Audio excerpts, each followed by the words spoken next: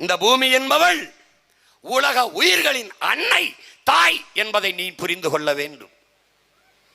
உன்னையும் என்னையும் பெற்றவள் தாய், அந்த தாயையும் பெற்றவள் இந்த பூமி தாய்.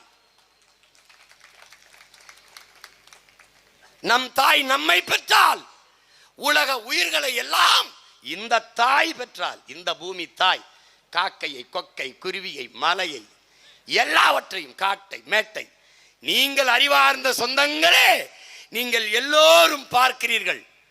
நீங்கள் பார்க்கிற உங்கள் இந்த கண்களுக்கு தெரிகிற எல்லாவற்றையும், விண்ணிலே பறக்கிற விண்ணூர்தி, சந்திர மண்டலத்தை தொட திறத்துகிற உயர பறக்கிற விண்கலம், கண்டமிட்டு கண்டம் பாய்கிற வெடிகணைகள்,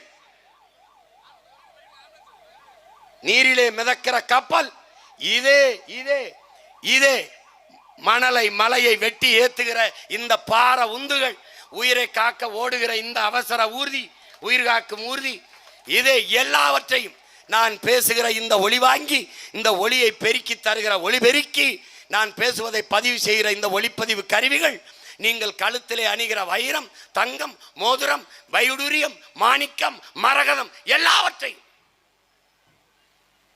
விண்ணை தொடுகிற உயரத்திற்கிற கட்டடங்கள், கண்ணாடிகள், எல்லாவற்றையும், நீ காருக்கு போட்டு ஓட்டுகிற பெட்ரோல், டீசல், மண்ணெண்ணெய், எல்லாவற்றையும், பளிச்சென்று எரிகிற இந்த மின்சாரம், எல்லாவற்றையும் இந்த உலகத்தில் நமக்கு தந்தவள் யார்? இவள்தான், இந்த பூமி தாய்தான். யார்? உன் காலுக்கு கீழே மிதிபட்டு கிடக்கிறாளே, இவள்தான்.